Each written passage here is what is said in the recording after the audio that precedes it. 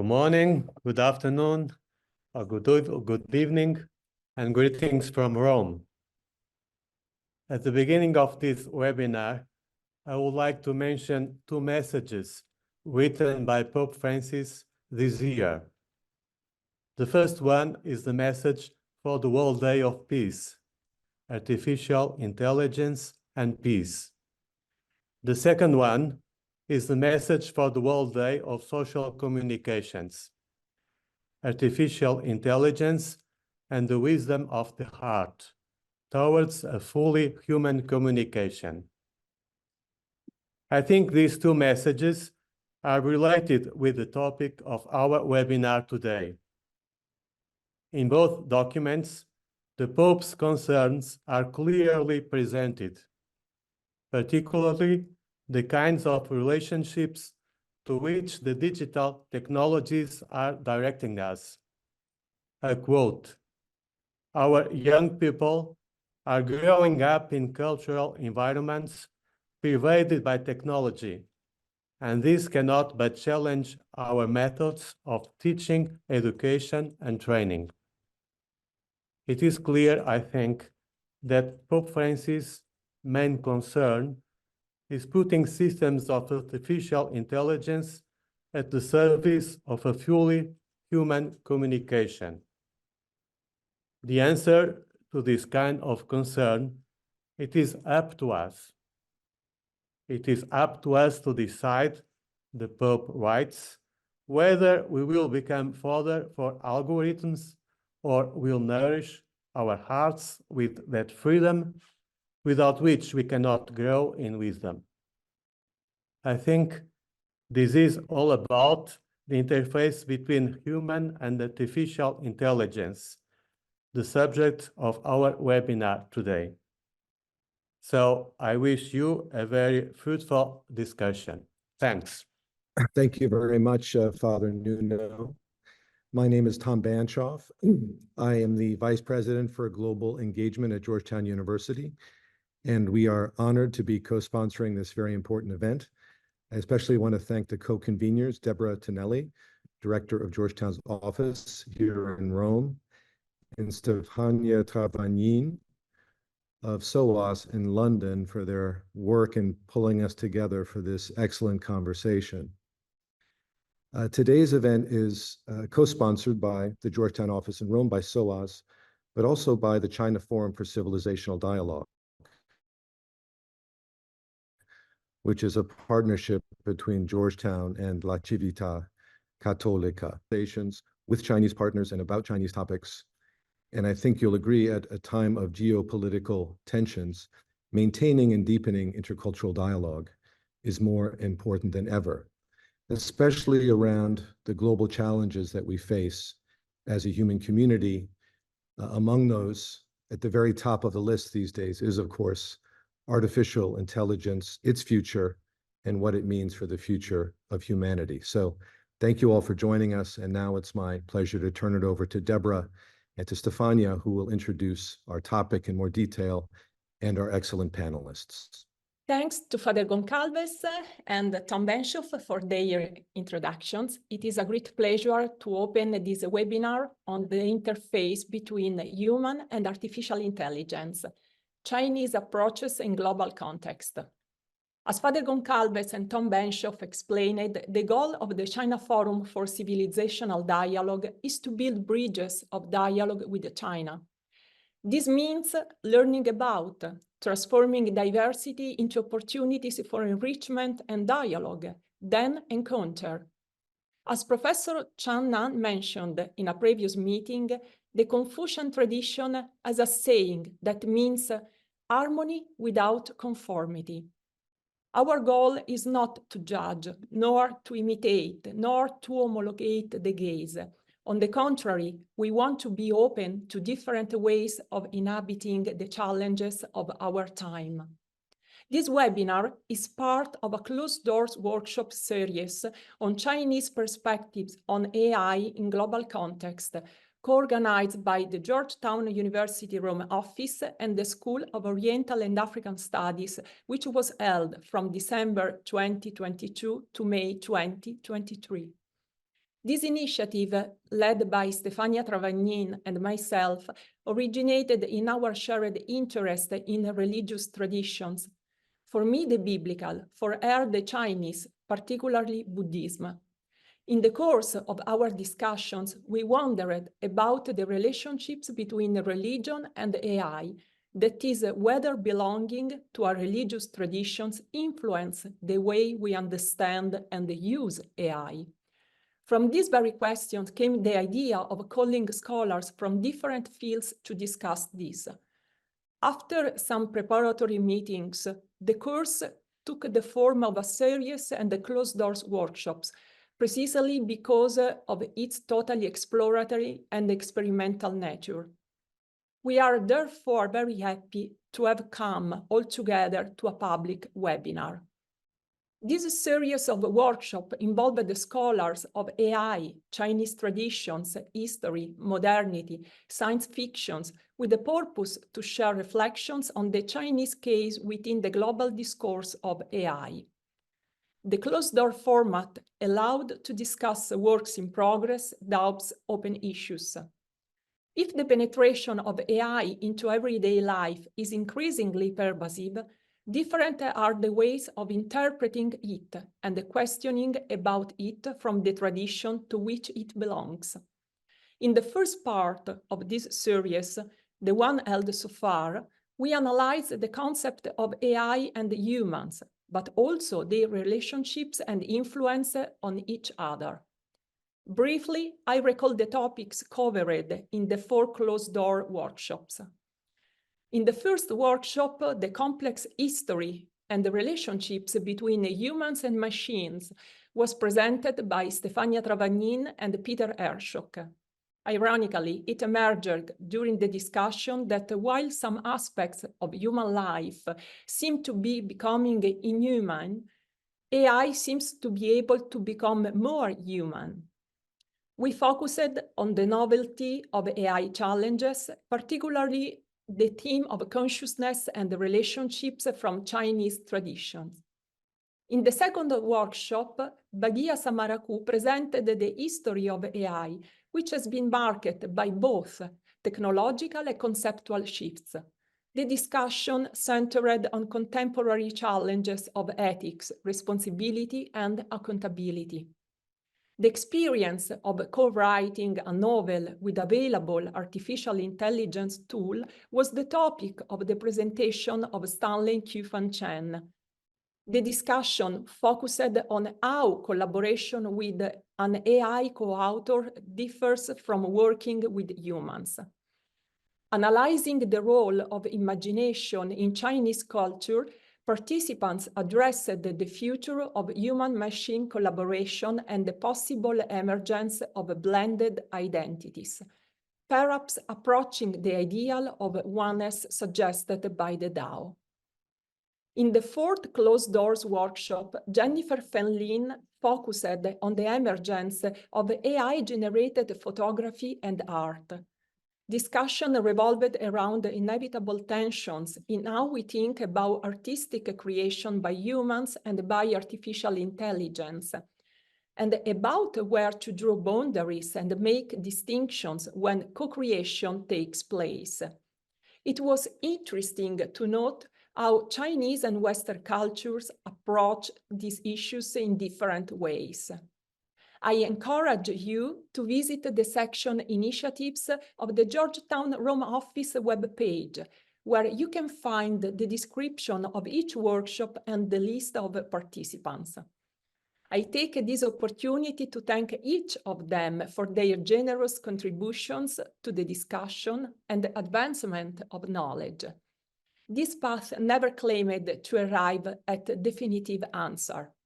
Rather, in a manner consistent with the Jesuit tradition, it has been a way of identifying tools of inquiry and asking new questions, transforming our view about how traditions of Chinese thought interact with AI.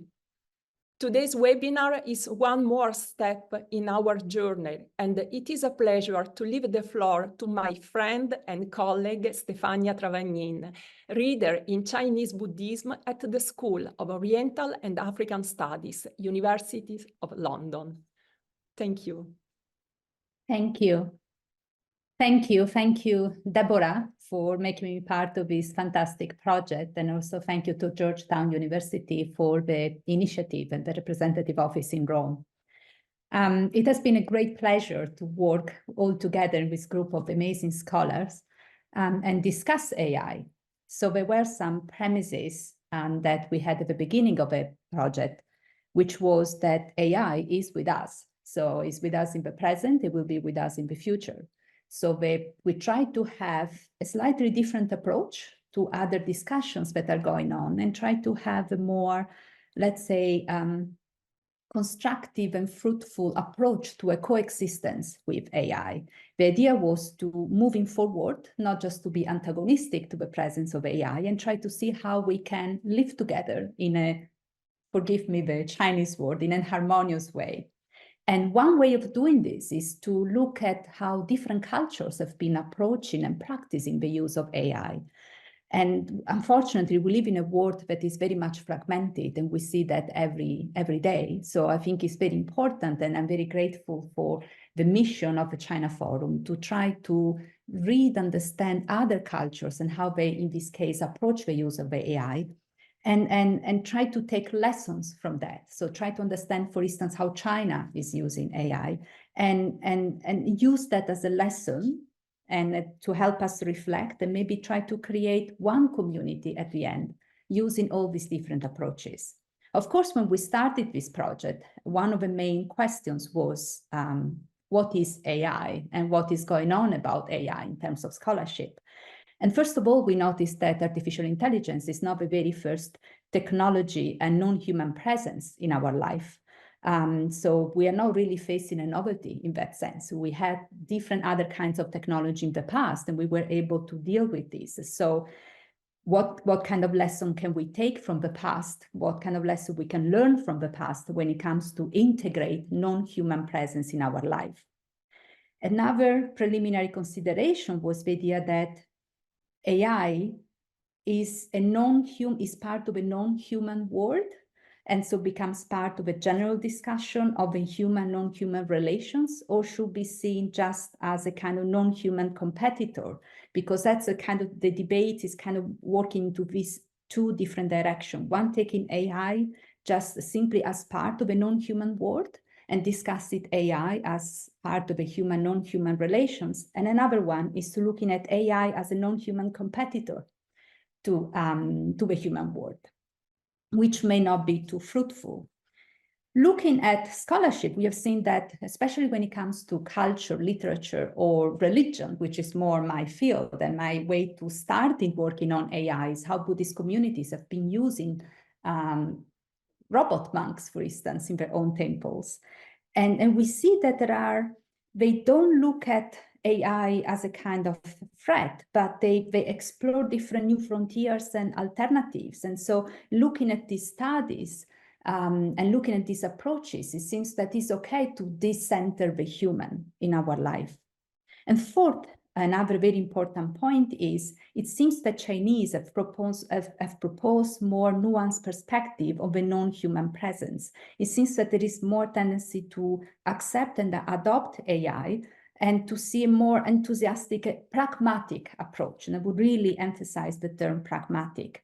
When it comes to scholarship and Chinese scholarship, even when it comes to the Chinese world, we see very different tendency. We see academic scholarship that tends to be in line with what Western scholarship or non-Chinese scholarship have about AI. Also the awareness that lots of what's going on in China with the use of AI is something that is more universal. So it's the way of the adoption, the sector of adoption is what also is happening in other parts of the world. But we also see some scholars that try to look at more the roots of Chinese civilization and some cultural ideas as a way to define new way to work with AI. So it seems that there are a number of articles that try to encourage to unleash the potential of AI, since following a kind of Chinese cultural setting, we all are all part of our universe. So this idea of interdependence and oneness lead us to be more open to the approach to AI.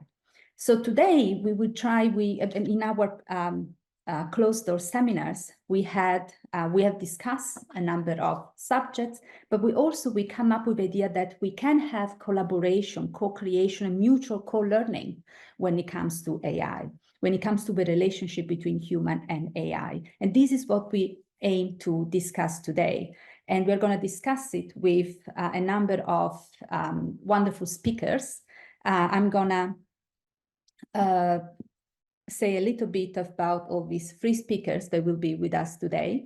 The first one is Cho-Fan Chen, or Stanley Chan. And I know, Deborah, you're trying to get him in. I think we have some technical difficulties in getting Stanley online. Stanley is an award-winning Chinese science fiction writer, translator, and creative producer and curator. He's also vice president of the Chinese Writers Association Science Fiction Committee and an honorary president of the Chinese Science Fiction Writers Association. He has authored of a number of books. I have a couple here with me. One is Waste Tide from 2013, and then we have AI 2041 that is being co-authored, that was published in 2021. He's also working on a number of short stories where AI, we on the theme of AI that also involves Buddhism and other religious tradition. And Stanley has been co-writing with AI. So in that sense, he's an amazing speaker for us. A second speaker is Venerable Dr. Zhui Wei. Venerable Dr. Zhui Wei is a monastic from a Fo Guangshan order, is a pillar of an Nantian Institute in Australia, is dedicated to teaching, to research, to writing, and the field of applied Buddhism. Has been part of a tradition of humanistic Buddhism, which is, forgive me if I say that, the Chinese version of socially engaged Buddhism. Let's define it this way. But before becoming a Buddhist nun, Venerable Zhui Wei have worked in the field of AI and business process reengineering. So she has quite a unique perspective coming from an AI industry world, and then now merging with her experience of a Buddhist expert and also Buddhist practitioner.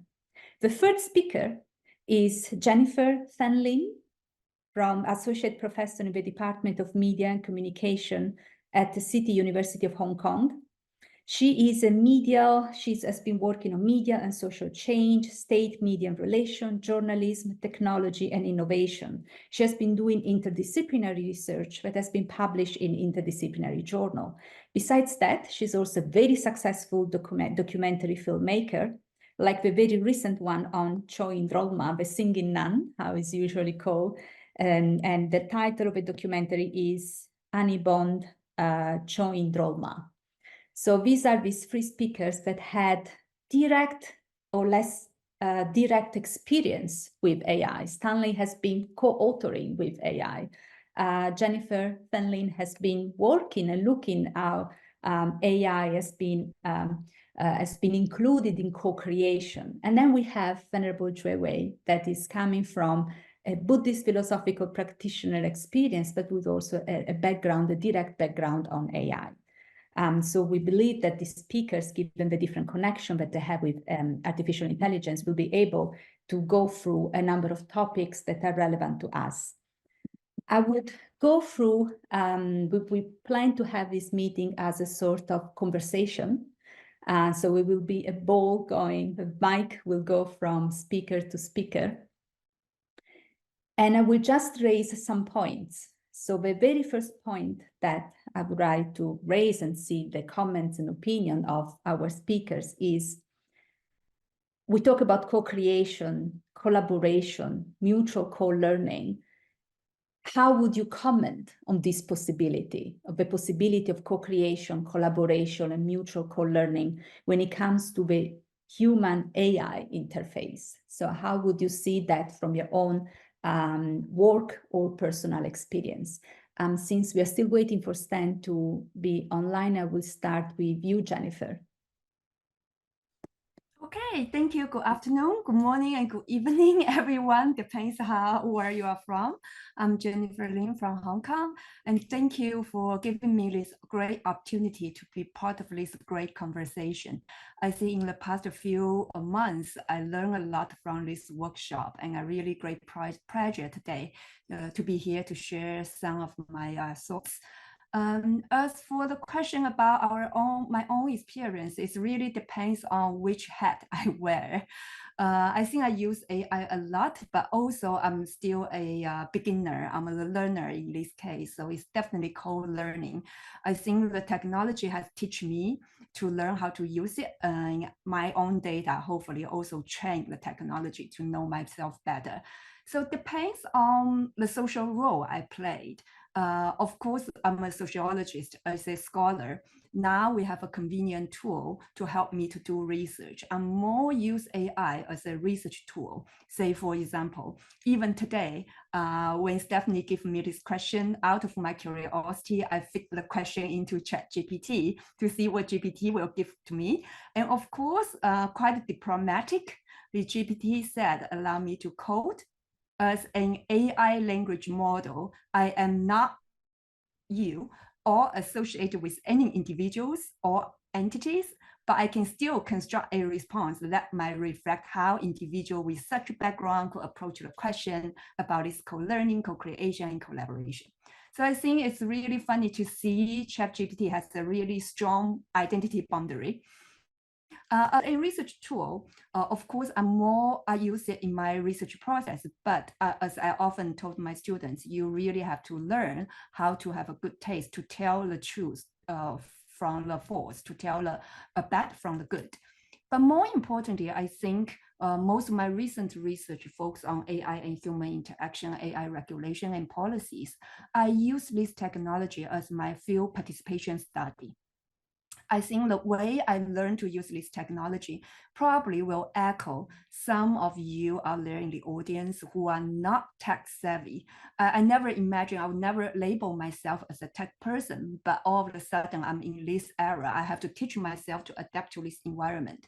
So it's a quite journey for me. So as a researcher, that's what I would do. Simply put, we use AI as a field participation tools. But as Stephanie also mentioned, the sideline of my life will be a documentary filmmaker. So I was really interested in using this AI tool to facilitate my creation. When I produced this documentary, I don't know whether you can see it, allow me to show, it's a poster of my movies, one version called 四地花开 in Chinese, in English names Annie Bond. I was filming this amazing human being, I would say. She has lots of titles as a singing nun, as a musician, as an artist, and as an advocate for women's rights. I follow her for 7 years. Then make this documentary. At that time, when I started to make this documentary, none of these tools were available. Midjourney was not there, Runway was not there, and most recently, I started to learn how to use Sora. So everything is like really follow the traditional way. But in the end of my post-production, I start to use algorithm to enhance all these old photos, because for documentary, we really chase back to collect like old photos and footage. Our film has to be shown in the cinema in a big screen. So the quality of the footage was a concern. So I think at that time, the algorithm gave us lots of help. But yet, that's the question we probably later will have time to talk about, is algorithm bias. When I use the algorithm to enhance the quality of old photos, I realized my key character protagonist is an Asian Nepali people, has a Tibetan background. And yet all the algorithm fit her eye into blue. So that's why I was thinking that it's an AI bias layer, because the data you fit into the algorithm probably mostly came from Caucasian population. Therefore, the figure of this Asian lady looks like a Caucasian. So we have to fix that algorithm a little bit. So of course, as a filmmaker, I really hope I can utilize this tool to enhance my creativity. So probably in the next project, we start to explore more chance to collaborate with this tool to create a documentary on the Tibetan Buddhism history. But the third title I have is a educator. We all work in the university as a professor. And now I think using AI in education is not just a concept, it became a reality, at least in this part of the world. At the beginning, when ChatGPT just came out, Hong Kong has a huge debate. I think Hong Kong U was the first university issued a policy to ban students and faculty to use GPT. But over 2 or 3 months, the policy has evolved. And nowadays, I don't think like at least universities in Hong Kong, there's still great variation in terms of specific policies. But in general, universities in Hong Kong has fully embraced this policy. So that put a great challenge for me as a professor. What exactly is education about? What should we teach in class? I mean, we have this discussion about what is university that can date it back in 1088. I think the first university will be Italy, University of Bologna. And when we talk about general education, we talk about classroom education, and all of a sudden AI is coming. I mean, what should we do as a professor? How do we grade students' faculty essays? What do we evaluate students? That brought the whole spectrum of the questions I think nowadays we in this profession has to address. But of course, another identity I have, as an administrator of the university, I really encourage my assistants and students to use the AI to help me draft emails, working documents. I do have to apologize if you receive a well-written email from me. Probably AI helped a lot, but the action came from me with my sincere love to you. So as I said, AI to fulfill all, it depends on which hat I wear. I use AI differently. But in the end, I want to say, as a human being in today's digital environment, from time to time, I want to pamper myself a digital detox. Digital detox allow me to get away from all this technology, just simply be me, to enjoy the connection with the nature. I will stop here. Thank you. Thank you, Jennifer, from your perspective, from an artist and an educator perspective, and also personal perspective of your coexistence, a collaboration, a mutual co-learning from AI. And I will pass now the mic to Venerable Joy Wade, who is also an educator in a slightly different context, but she's also a Buddhist practitioner. So she's also been reflecting on this mutual co-learning and collaboration with AI from the perspective of Buddhist doctrine and Buddhist practice. So I wonder, from your kind of double role, how would you see this issue of mutual co-learning, co-creation, and collaboration? Thank you, Stephania. And I share a lot of what Jennifer has said. In fact, as she speaks, I've been nodding my head all along, wearing the multiple hats. So I'll just share a little bit about what I do. Several years ago, I started the world's first graduate certificate in humanistic Buddhism, and I wasn't sure what to put in there. So I had to build a bibliography of materials, academic materials on humanistic Buddhism, engaged Buddhism, and applied Buddhism. Then we update this bibliography periodically, 6 monthly now. And after a while, I realized it's hard for students to go in and look at an Excel spreadsheet. So we built a visualizer to help our students and scholars interested in humanistic Buddhism to find reliable materials. But what I'm doing now is that we've built a prototype for a retrieval and generate bot, a RAG bot, to be able to access these materials in a reliable manner to help our students and scholars interested in humanistic Buddhism to know that they could have a human interface to access these materials. So ease of access is important. Then at the same time, like what Jennifer has said, what's our role now as educators? Higher education is going through this plate tectonics. We have a love-hate relationship with ChatGPT. On the one hand, it's academic integrity problem when our students copy and paste answers from ChatGPT. But on the other hand, it's the world of information today.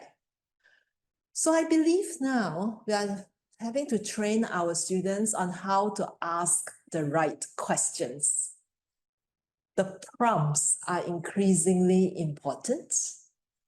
And also, the prompts are reflecting back to us who we are. Who we are is in our chat history. If we have lots of, let's say, wholesome, if we keep feeding wholesome prompts and getting wholesome answers back, we are likely to get more and more wholesome answers in the future. And if we are constantly using ChatGPT with the right set of questions, we are likely to get more refined answers back. In fact, in my mind right now, I'm thinking of running a competition. Perhaps the next thing we could do is to run a competition among students and same questions, same prompts, and we see what types of answers students come back. And perhaps us as teachers, Jennifer, our role now is learn how to evaluate all these automated answers. I think this is quite a reflection back to me as well, especially I was sharing with Stephania earlier this morning. I woke up this morning thinking that by just looking at my chat history, it's reflecting back to me my karma. So in Buddhism, we have a concept of karma, cause and conditions and effects. And our chat history represents, for me, the combination of individual as well as collective karma. So by individual karma, it's based on all the prompts that we have. But also there is a battalion of annotators as well as content moderators in the back of the AI algorithms. And they are selecting all the answers that we are going to get. So in a way, that's our collective karma of what's being generated. And I think that's quite a revelation to me as well. Learning that there's one way of showing how karma works. Look at AI. Yeah. Thank you, Venerable Joanne. And indeed, the teaching of karma and collective karma is another way of seeing how we are interconnected with AI. Since we are speaking about artificial intelligence and high technology, we are going to use a very unusual way to have a third speaker in who has problems in connecting with Zoom. So I will make a video call using WeChat. It's really an experience of multi-mode of technology. Yeah, yes, I have 2 laptops, 2 cell phones, and 4 different ways of communication. I don't know why it's not. Okay, well, first attempt failed.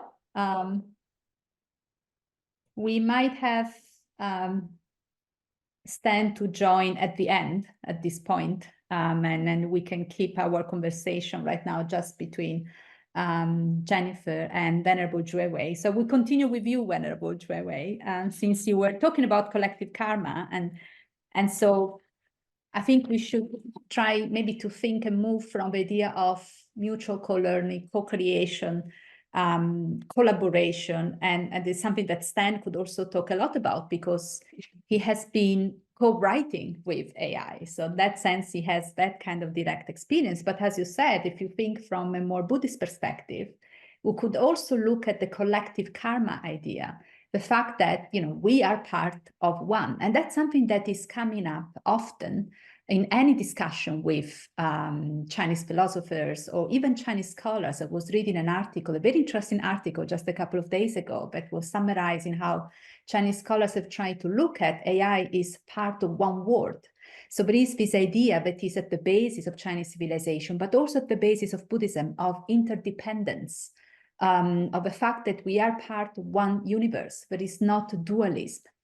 So how would you see AI fitting in this overall framework of interdependence and oneness, of one universe that we are in, from a Buddhist or Chinese cultural setting? And I would love Venerable Jue, if you can say anything about that, and also maybe if you can mention also your project on metaverses, which I think would be very interesting in this in this context. Thank you, Stephanie. Yes. So my teacher is the late Venerable Master Xing Yun. And one of the things he has taught us is to every day we say the verse, may loving kindness, compassion, joy, and equanimity pervade all worlds. And so I've been thinking about how do we get loving kindness to pervade all worlds? And that was where I started looking at what AI perhaps can do for us, and also building on what I said earlier about karma. So here's my thought, that we have what Peter Hershock has described as the karmic accelerator today. If we feed in, say, into AI, something that's kind, what will happen is through that accelerator, we can get more kindness back. So metta is a Pali word for loving kindness, the Buddhist form of loving kindness. If a lot of us, every one of us, has that passion to build in loving kindness prompts and to give AI loving kindness passages, and if all our annotators and content moderators in the background prioritize loving kindness, then very likely we can reach what is known as a critical mass or a tipping point, from which this, what we'll call a Dharma wheel, or this interconnected web, can then just keep turning. And if it just keeps turning, we'll get more and more loving kindness through the web in a very normal, I guess, in a natural manner. In this way, we can then hopefully assure ourselves that us, our peers, our students, our children, and our grandchildren will have access to kind messages through AI. And so that's what I'm thinking of, a project called Metaverses, multiverses or communities of loving kindness, messages that can turn around in this AI karmic accelerator, and in that way have loving kindness pervade all worlds. And I see that as a way for us to have this, what we'll call a oneness, a quote-unquote oneness, where human and AI can coexist, mutually create a kind world for all of us. So that's a vision. It's still in its very early stages, but I hope that we all can come together and co-create this. Thank you, Venerable Jue. And it's very interesting to see indeed how in a religious context, in a practice context, AI becomes part of one world. But I would also be interested to know what Fan thinks from her different perspective and context when it comes to this idea of interdependence and oneness. Thank you, Stephanie, and thank you, Joey. I think what Joey said remind me about the story I read in 列子. That was a classical Chinese classic dated back in, I think, 400 BCE. It's a part of the Taoism story, but that story is originally connected with one Buddhist sutra called Shenjing, sutra of birth. The story, if I remember correctly, was talking about this artist, or I would say a technician. It's called 列子汤问验师造人. It's this guy who called 验师, who is a technician and is very talented one. He built a, I would say, robot. It looks like a human, behave like human, dance like human, speak like human. So when 列子 took this, when this 验师 took this robot, probably one of the earliest robot in Chinese literature, to see the king, emperor at that time, is the King Mu of Zhou. And the king was like astonished to see how this person looks like a real person. He has thought this robot is real until this robot started to flirting with one of his wives. So the king got really angry and asked to kill these real human beings. And then the technician disassembled this robot to see every part of a human body, how it was resembled in these robots. And then that was, I think, originally a Taoism. Good to see you, Stanley, there. That was a original, one of the earliest story I ever read about sci-fi. I'm sure Stanley will have a say about this. Probably in my knowledge, that's the earliest Chinese sci-fi story that was connected with the Buddhism's idea. But that whole story have some reflection about what is real, what is human being, what's the boundary between technology and humans? And echo with your discussion about interconnection, interdependence. So I think that's a really long history if we bring it back to Chinese philosophy. Of course, there's still nuance difference between Buddhism and Taoism in terms of their view of technology, in terms of their view of value. I'm not the expert on that area, but as a general citizen who experienced that culture, I start to feel the difference. So that's the first point I try to make. That is a long history in Chinese philosophical thinking about the boundary between technology and human. And the second point I want to add upon this conversation is, if we bring in so-called Chinese perspective in, it really look into what kind of perspective we are looking at. As I mentioned in this story, we have the Chinese perspective on technology. But this view evolved. As you mentioned, like people probably nowadays, if you look into how many so-called AI companies China have, how many applications built on AI technology in China, China has a really enthusiastic wave for what I might call the AI bubble. We will see, because when time evolves, whether it's a bubble or not, we will see. And in this case, China has a very pragmatism view about technology. What is the technology for? So in this case, if we want to add a Chinese perspective, we also need to understand Chinese culture in terms of practical concerns, practical or pragmatism. And the third point is, when we start to talk about this interdependence, autonomies, value will be part of it.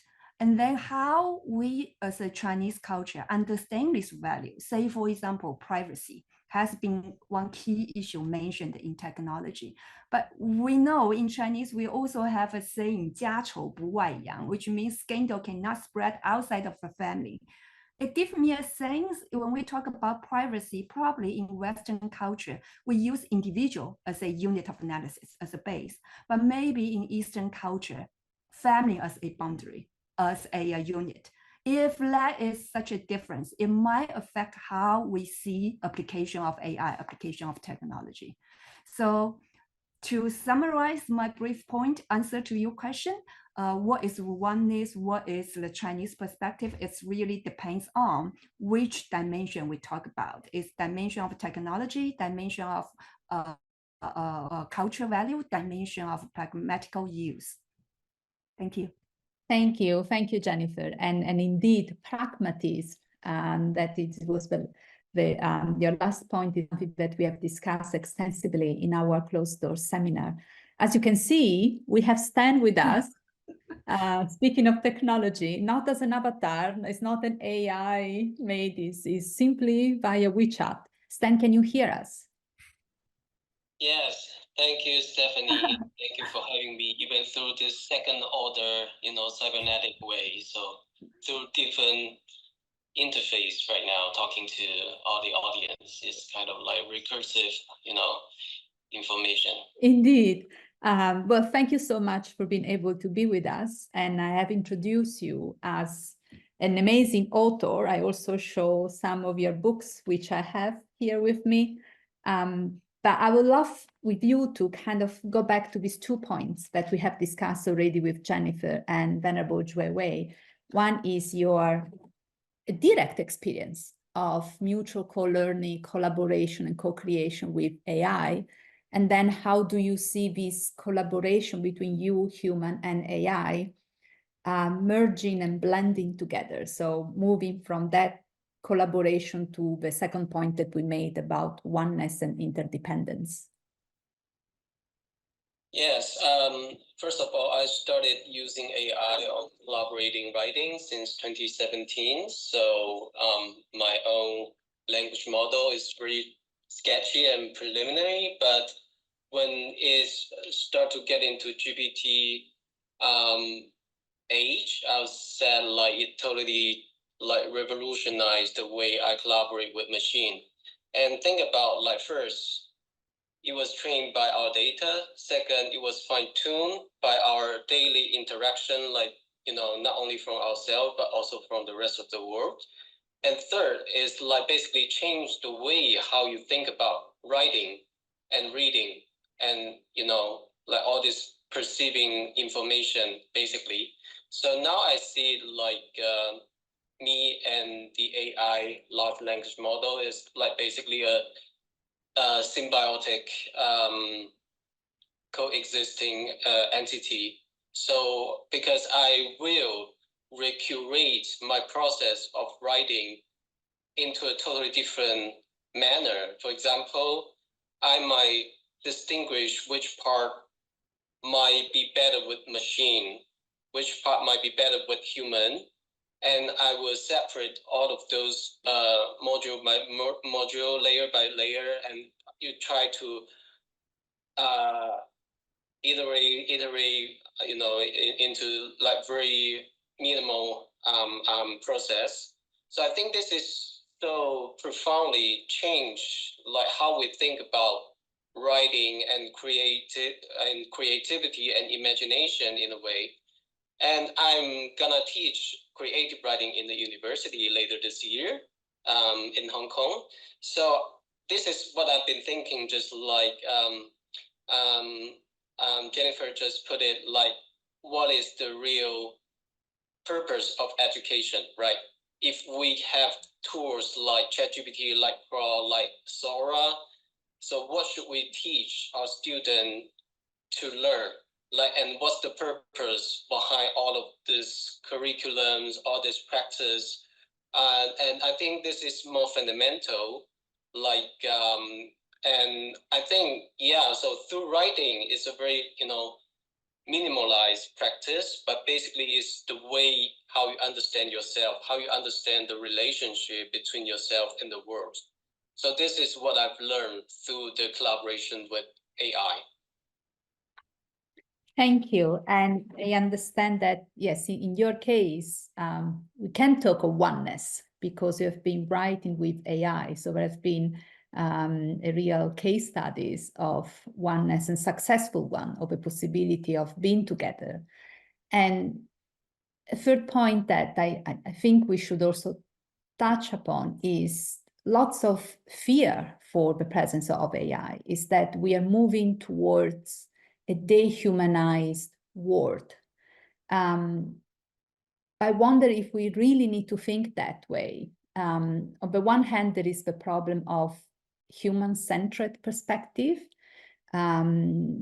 which can be problematic. We have seen when we discuss climate change, when we discuss the environment, when we discuss a number of issues, this human-centered idea of perspective on the world is being contested often. So probably we should try to contest it also when it comes to the collaboration with AI. So when we talk about ethics, there's been a number of discussion about ethics, about consciousness, about intelligence, but then why we should always look at the human definition of ethics and the human practice of ethics as the definition of the practice.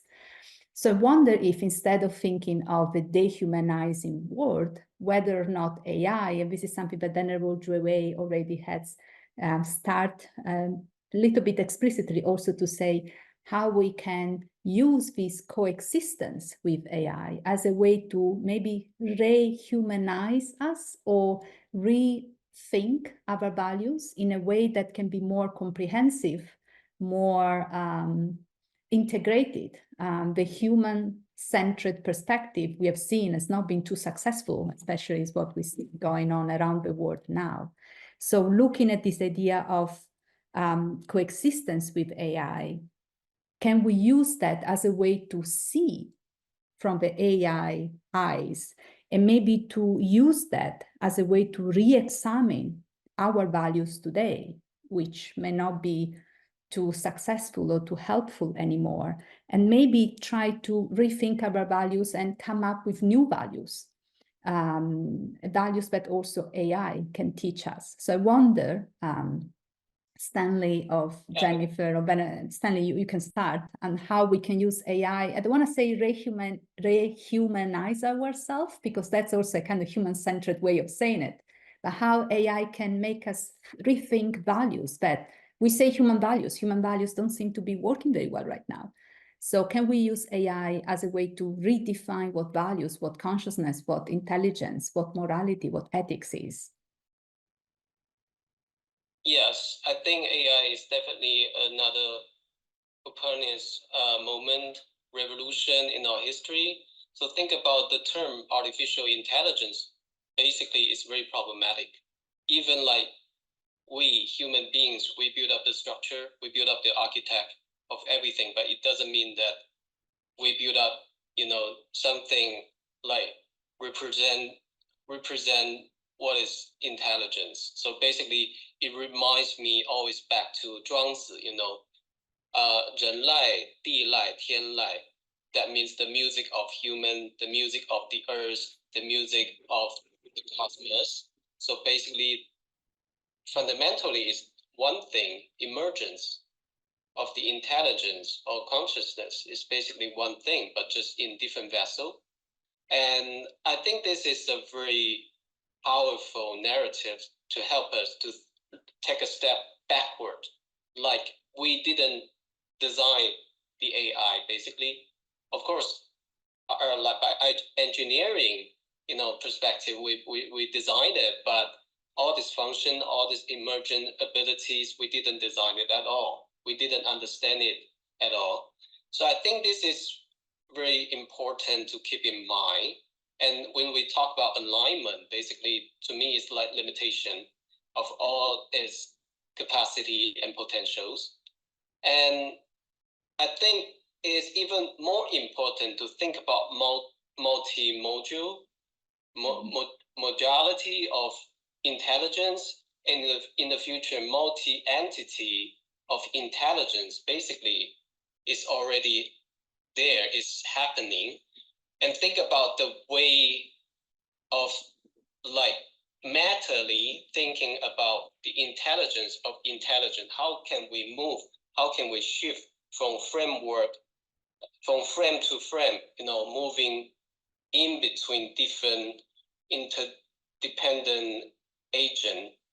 And I think that's more fundamental. And it always reminds me of when Jiawei talk about collective karma. I think that's the very fascinating way to put it. So basically, it's from our history, is subjectivity, and it's across different species. So I think this is, again, it's like a mirror.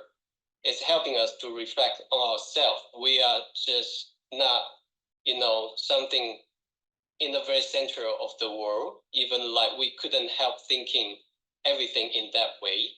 But AI is definitely something might totally change the way we look at the things. And not necessarily in the worst way. So Yes. as you said, as you said, it's very interesting. And I also notice how humans created AI. So it's our own creation, but now we kind of reject it. It's like the rejected son that we don't want to have with us anymore. So we are afraid of our own creation, which is something that we see it seems happening in the world, but mostly in other contexts as well, if we think about other human creation. But what is coming up with AI is that AI is also responding back with something. And so what you just said, the possibility of multi-entity, of multi-modality, should be a way for us to, as I said, to use it as a mirror and to have a possibility to rethink values and our context.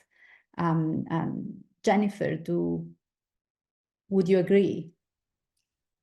Yes and no, I would say. I have a little bit problem about this simple dichotomy between human versus AI. I think when we have a new technology emerged over the history, it's not the first time. Back in industrialization, 1840s, when you have a machine come up, people, the factory workers rush into the factory trying to smash the machines because that machine will steal our job. And you hear the similar discourse nowadays. We start to worry about employment. The AI will steal our job, especially service industry. I remember, I think 2 weeks ago in another conference, I heard a bunch of statistics. We used to think AI as a technology, as a machine, will do less good job, a worse job than humans in terms of emotional response, in terms of art, but actually not. I think in terms of creation, AI sometimes are more creative than us. And also in terms of chat box, if you're trying to talk to a chat box to calm you down, probably the chat bot will be more patient than your own family members. So I have this difficulty to think about whether it's really human versus AI or human versus technology, or is it simply because it's two different type of humans, different type of groups. Allow me to put my sociologist hat on again. If we put the structure of human structure or population in, is it just human versus AI, or is more like a human who anti-AI versus human who want to use AI, or versus the human who develop AI? So if that's the case, in the end of the day, the whole debate or the whole battle is not about the technology, it's about humans. If we take that perspective, then another question is, we have to think about what is technology in the end. Of course, we can hear two different arguments. Again, a sociologist might, one group of sociologists might tell you a technology as an agent. They became an instrument, became an agent, help you to create the world.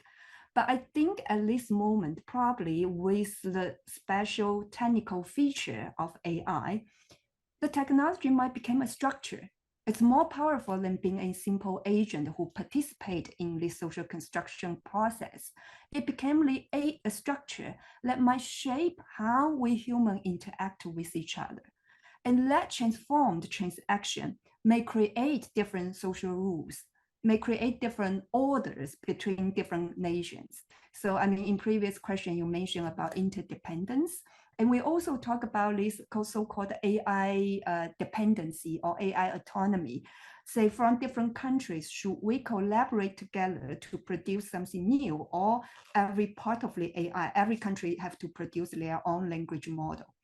I think all these social orders discussion, or like a regulation, or we call the AI governance discussions, is really more based on human relations, more based on the assumption when the technology became a structure that shaped our human interaction, then all this value, ethics, ideology, policy, governance came along.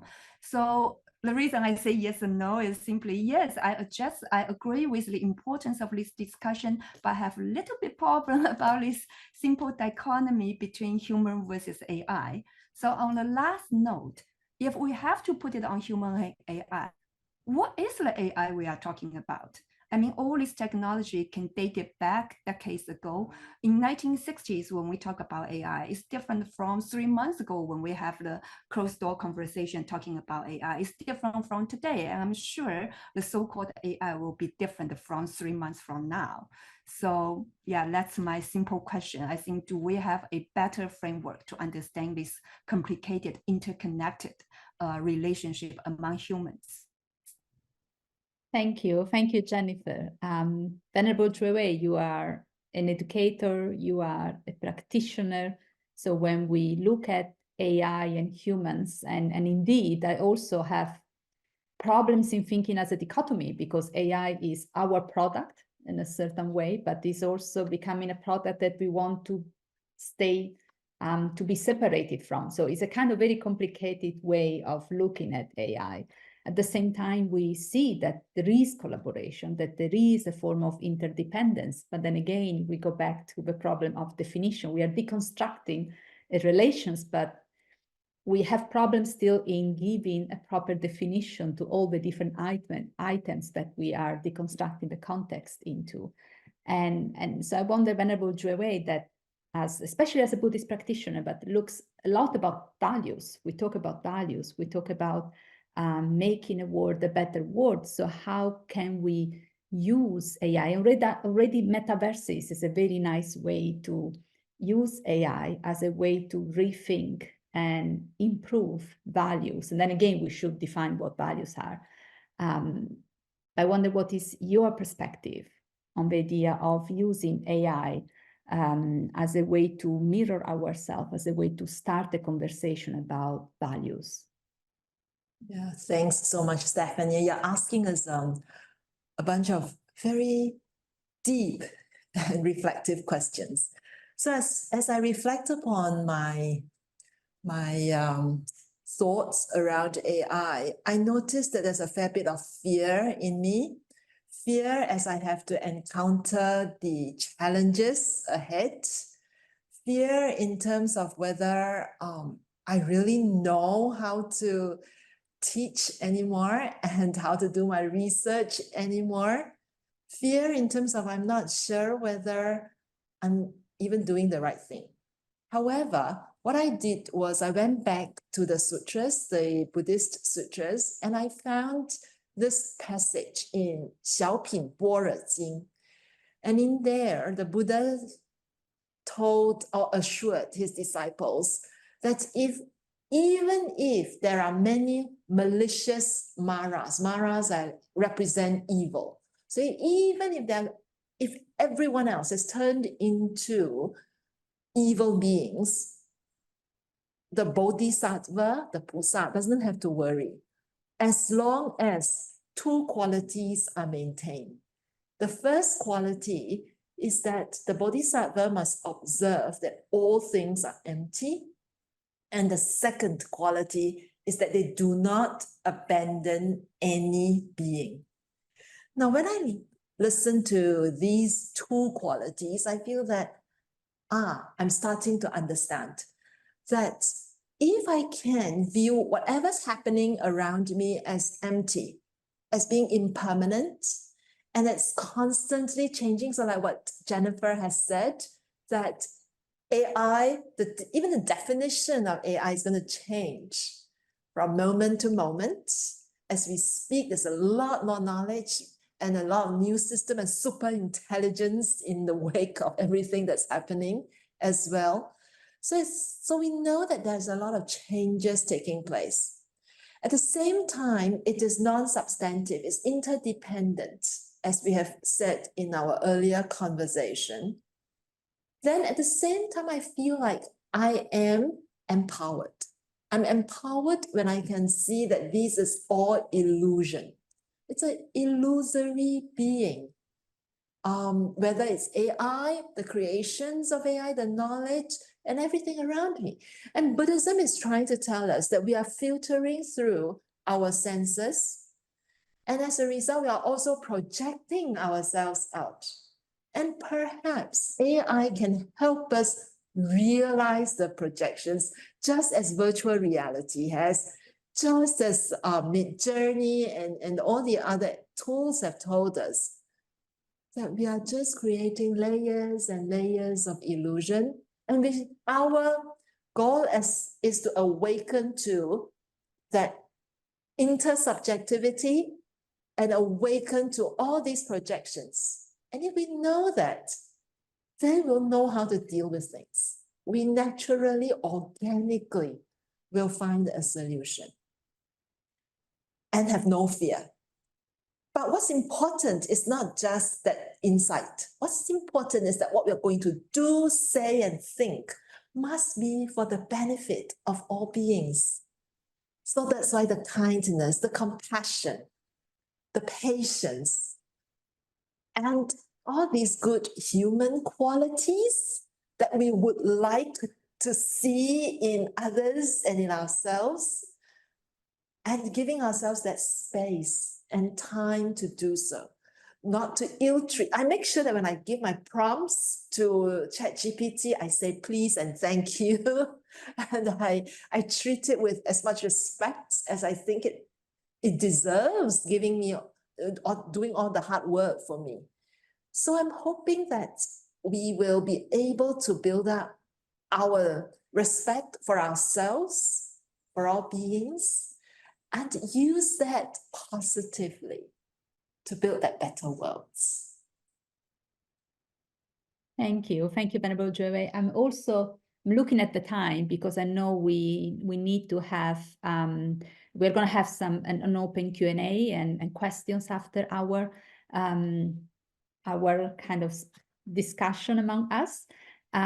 Before we open the floor to other questions. And I like the idea that we already, with this third round of opinion, we are really going into the idea of ethics. And one of the aim of our project is really to try to create, through dialogue with other civilization and cultures, try to create a new ethical ecosystem, I think we call it in the title of our project. And that is something that we are going to explore in the second stage of our project through a number of seminars that actually we really go into this idea of ethics. So it's nice that this topic, this second topic is coming up already today.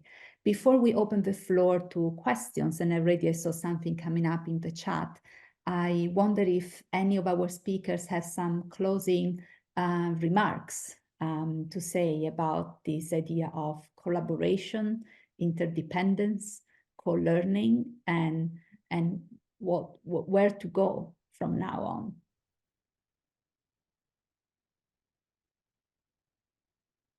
Venerable Joey, do you want to start? Sure. I'd like to see, for example, as a Buddhist, as a committed Buddhist, I see awakening as our project. And therefore, I see awakening as not as trying to reach perfection, but rather to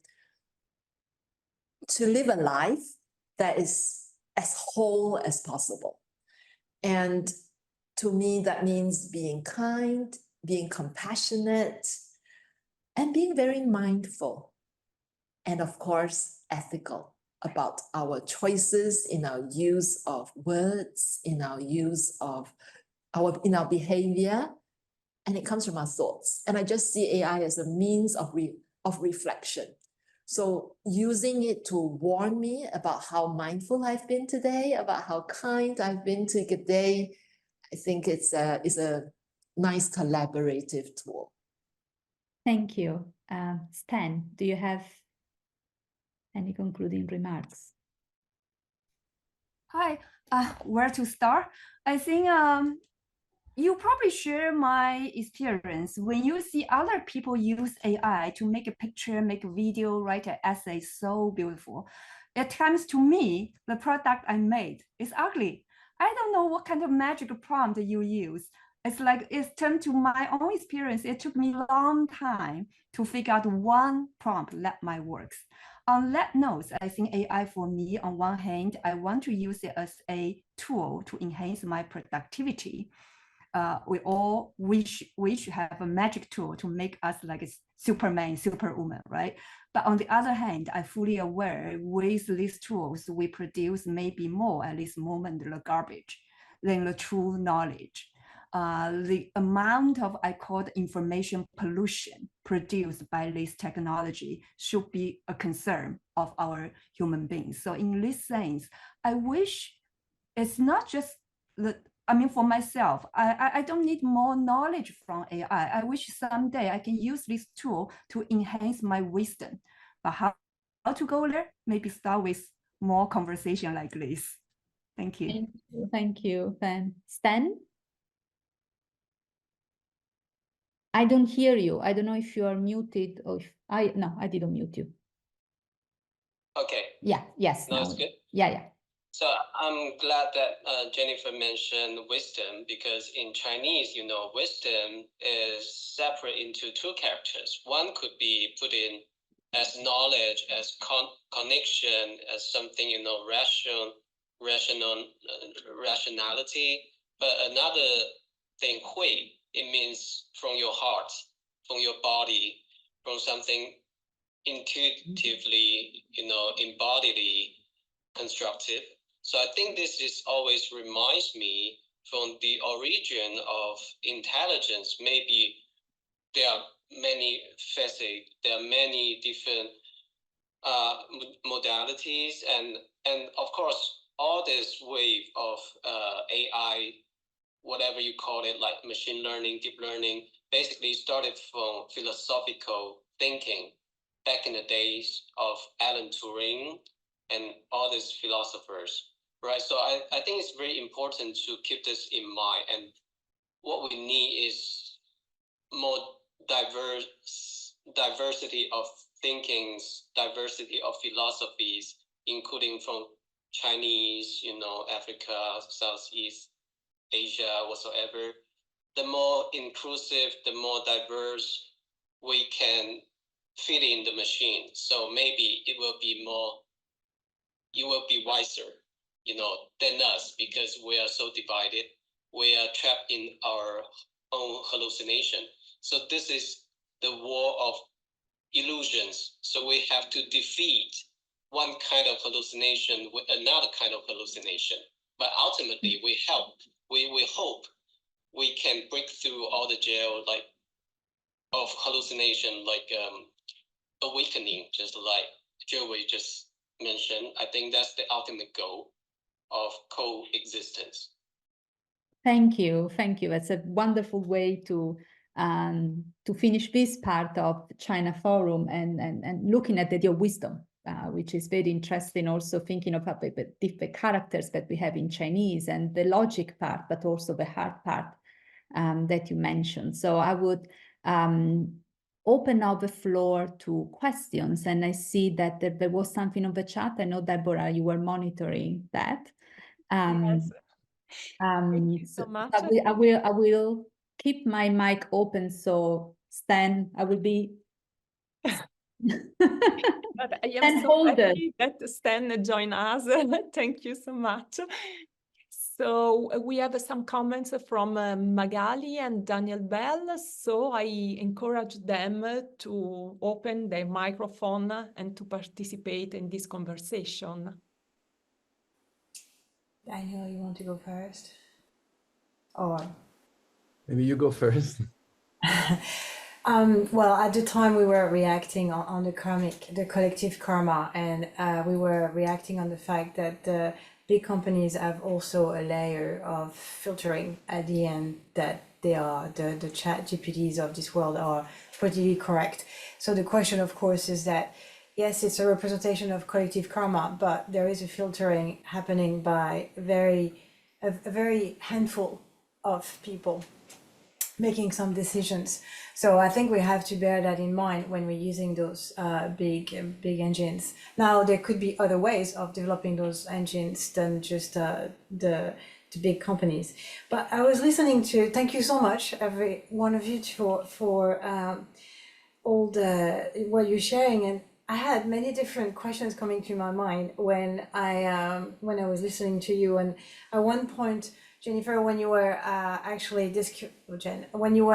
describing the idea of customer interaction could be much more gentle and easy with an AI, and that everyone prefers an AI. And I was thinking, well, yeah, but from a learning perspective, I'm not saying that dealing with someone with difficult is nice, but it's actually a way also of cultivating certain virtues.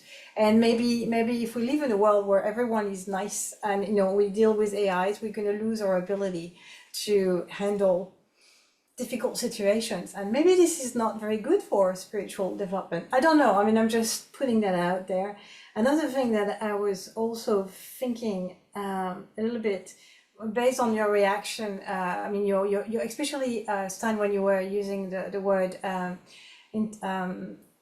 wisdom in Chinese, and I was thinking that, and you were saying Alan Turing and the values and so on, and we have to remember that AI is something that has been developed in the West, so there are very specific values attached to it. But I was really wondering when I was listening to you, is like, if China in the 40s and 50s had been in a position of developing something like that, would it even have thought about it? Because if you think that, they wouldn't probably have called it artificial intelligence in this way, probably not. But I think we have to remember that it's a construct that is very Western.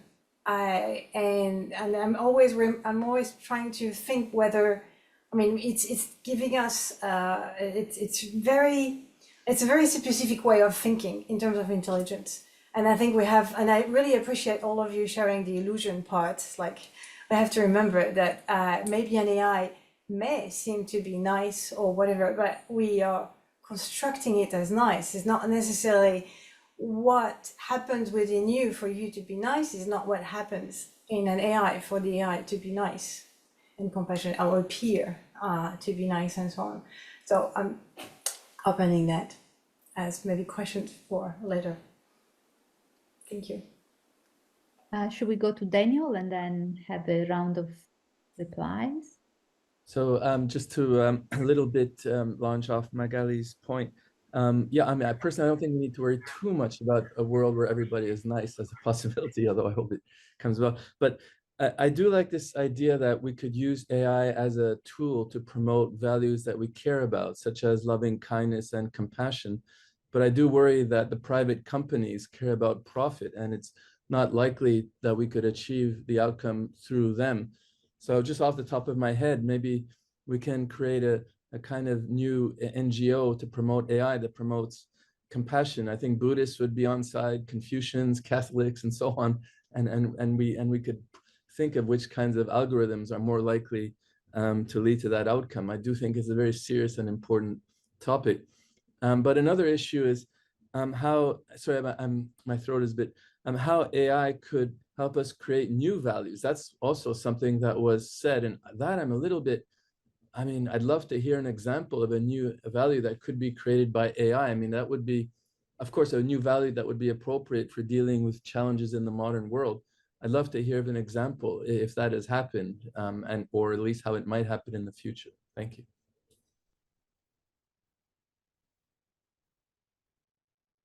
I wonder if Stan, Jennifer, or Venerable Wei have some response. Then I see there are more questions of the Q&A section.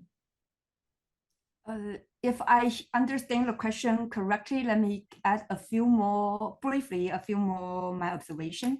If the first question is about like the whole AI discussion is generated in the West, so it doesn't reflect the Eastern's philosophy of wisdom, I might have a different argument on this. In terms of the whole, I mean, let's go back to how do you define AI technology, what does it from? But I mean, back, I think in 1920s, Stanley can correct me if I was wrong. I think we have this term called 临近. That was early time we tried spiritual, literary translation as like the world, spiritual world. I think that comes from Qian Xuesheng, one of the most famous scholars, intellectuals, and scientists in China. He has a very similar idea about this virtual world nowadays we experience. So I think in terms of that is a purely Western construction or Eastern construction, and also the example I mentioned about in Lietz as one of the earliest Taoism classic in this story mentioned about this robot. So I don't think the pure AI idea or robots idea is pure Western, but it depends on what kind of data you fit into the AI. Of course, if you fit more like English data, they will reflect the thinking of English world. And of course, in China nowadays, you can see lots of Chinese companies are designing their large language model. They use Chinese language to fit into the model. And even in Hong Kong, in my knowledge, there are lots of scientists working to fit a large language model with Cantonese, so to reflect if we think language is really reflect the logic of the thinking. So that was the first brief comments. And about the difficulty, I never think interacting with AI was much more easier than interacting with human. It really depends on which human you interact with, which kind of task you assign AI to do. You have to see how frustrated I was when I tried to design the poster for my for my movies. I fit the wrong prompt to the AI. I got as ugly as possible photos. I don't even dare to show to my friends. So I don't think that's level of difficulty there. About the value-based AI, as Daniel mentioned, I don't have a good example for now because I think the formation of value take a really long term.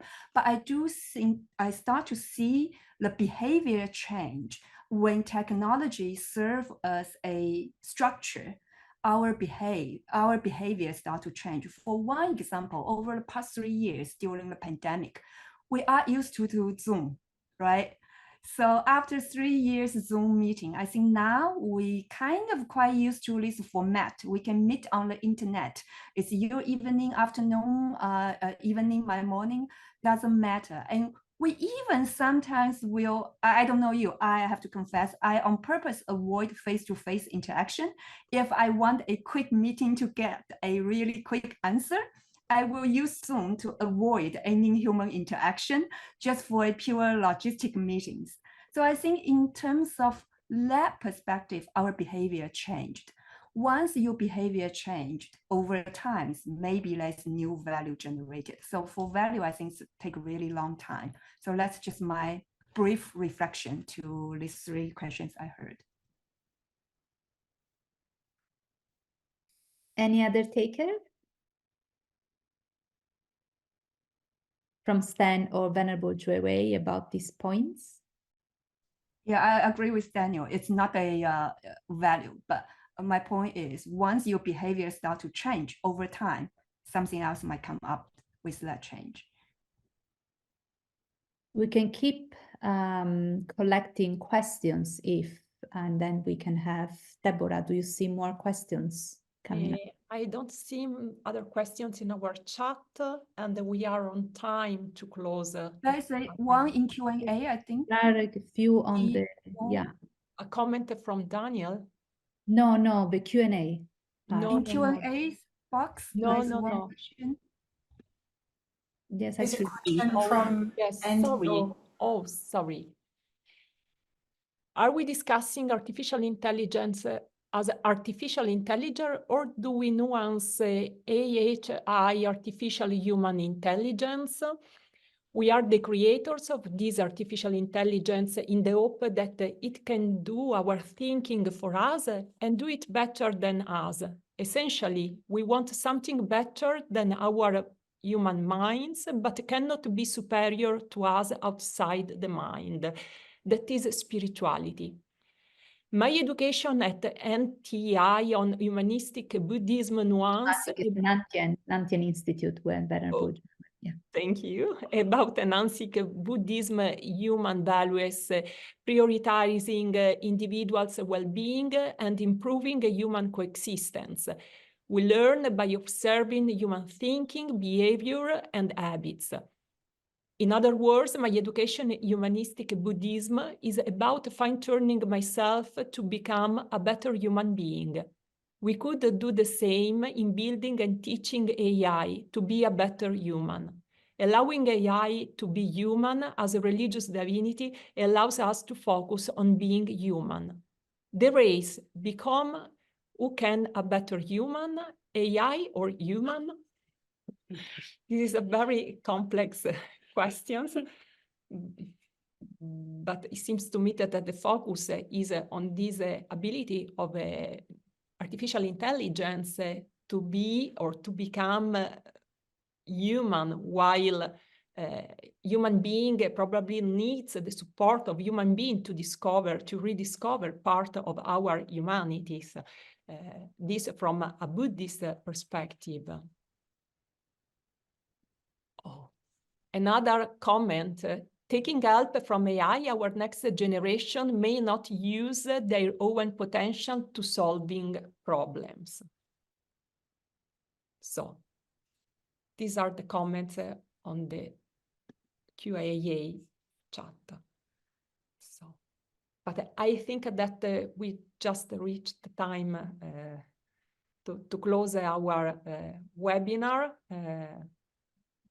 And I would like to thank our panelists, and first of all, Stefania Travagnin, to coordinate this session. Please, Stefania, if you have some final remarks. Thank you, Deborah. Well, it's been a very high-tech meeting, and it is great that we were able, as human beings, through technology, to solve all the issues and to continue our conversation. And certainly what I see coming up from the question, the Q&A, is really the dichotomy that we said before, but we also came up before, a dichotomy between human and non-human, which is what I think is an obstacle, but is lower down our possibility to think of a one community and the oneness and interdependence, which is probably more fruitful and constructive way to move forward. Although it is difficult, because as I said, we can keep deconstructing, we can keep thinking, is AI a human creation? But then we don't want AI being with humans. So we don't want a dichotomy that we are creating at the very end. So the question still remains, and I think it would be very important, and we will continue our conversation, that there are possibilities and there are examples of successful co-creation, mutual learning, and collaboration with AI. So let's move forward. Let's take this as a very good, important first step, and let's move on thinking from an ethical perspective, how to build this interdependence in a way that is beneficial, as Venerable Joey said, to the entire community. So let's start think of our community as a global community, and with AI as part of it.